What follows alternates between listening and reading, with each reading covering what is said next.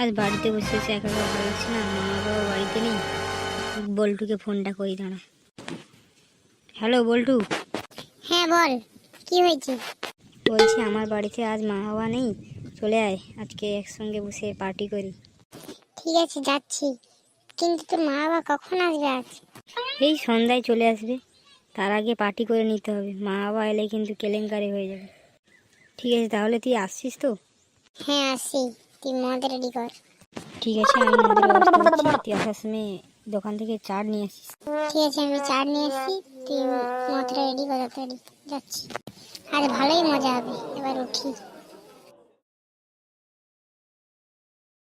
এই ভাই চাটটা নিয়ে এসেছিস তো? আরে হ্যাঁ, চাট নিয়ে আসবো না, সে যা হোক। তোর বাবা মা কখন আসবে তুই জানিস তো? আরে হ্যাঁ রে ভাই, আমার বাবা মা কখন আসবে আমি জানি না, মাসির বাড়ি গেলেই তো সন্ধ্যের কমে আসেই না। ঠিক আছে তাহলে পার্টি শুরু করা যাক। হে ভাই ঠিক আছিস তো? আরে হ্যাঁ রে ভাই হ্যাঁ, একটু শুয়ে পড়েছিস বলে তুই কি ভেবেছিস আমি আর খেতে পারবো না? তুই আরো খা, দে প্যাক বানা, কড়া করে বানা। ঠিক আছে ভাই, আমি দিচ্ছি, দে কড়া করে। হ্যাঁ তুই কড়া করেই বানা। কিছুক্ষণ পর। সন্ধে তো হয়ে গেল ভাই, বাবা মা তো এবার আসবে। না ভাই আসবে না, তুই বানাতেই থাক। আমার তো মনে হয় নেশা হয়েছে, এবার মনে হয় আমি ফেঁসেই যাব। আরে ভাই, তোর বাবা মা চলে আসবে, তাড়াতাড়ি ওঠ। এ নিতাই, নিতাই, কোথায় রে তুই? আমার মেরেছে রে, এ বাবা তো চলে এসেছে, এখন কি করি আমি? এই নিতাই, নিতাই, তোর বাবা এসেছে রে।